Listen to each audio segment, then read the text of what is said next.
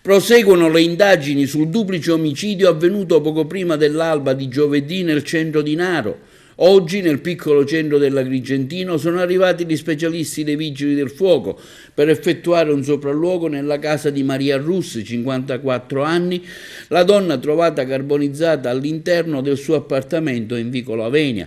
Il reparto dei Vigili del Fuoco eseguirà accertamenti tecnici per stabilire la causa dell'incendio divampato nell'abitazione. Mercoledì prossimo invece dovrebbe essere la volta dei carabinieri del reparto investigazioni scientifiche di Messina, il RIS. Gli specialisti dei carabinieri svolgeranno attività tecnico-scientifica sui luoghi teatro del massacro in cui hanno perso la vita Maria Russi di 54 anni e Delia Zarnisco di 58. Il RIS dei carabinieri eseguiranno i dovuti rilievi in Vicolo Avenia e in via Vinci, dove ci sono le abitazioni delle due vittime. Oggi l'udienza di convalida del fermo Omar Edgar Nedelkov, di 24 anni, accusato di duplice omicidio e vilipendio di cadavere. L'indagato è difeso dall'avvocato Diego Giarratana, è comparso davanti al giudice per l'indagine preliminare del Tribunale di Agrigento Jacopo Manzullo. Si è avvalso nuovamente della facoltà di non rispondere Omar Edgar, di 24 anni, accusato del duplice omicidio avvenuto giovedì scorso.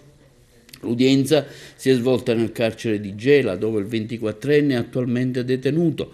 Nedklov, così come aveva fatto lo scorso 6 gennaio, quando venne fermato dai carabinieri, ha scelto la via del silenzio. Il GIP Jacopo Manzullo si dovrà ora pronunciare sulla convalida del provvedimento e sulle misure cautelari da applicare. Per gli inquirenti che gli contestano i reati di duplice omicidio e vilipendio di cadavere, Nedelkov sarebbe l'autore dei delitti di Maria Russi e Delia Zarnisco, di 58 anni. La prima vittima è stata rinvenuta carbonizzata all'interno del soggiorno della sua abitazione in Vicolo Avenia, la seconda invece in un lago di sangue in un altro appartamento a meno di 200 metri di distanza. L'indagato, già a margine del primo interrogatorio, si è dichiarato estraneo agli addebiti mossi nei suoi confronti da parte della magistratura.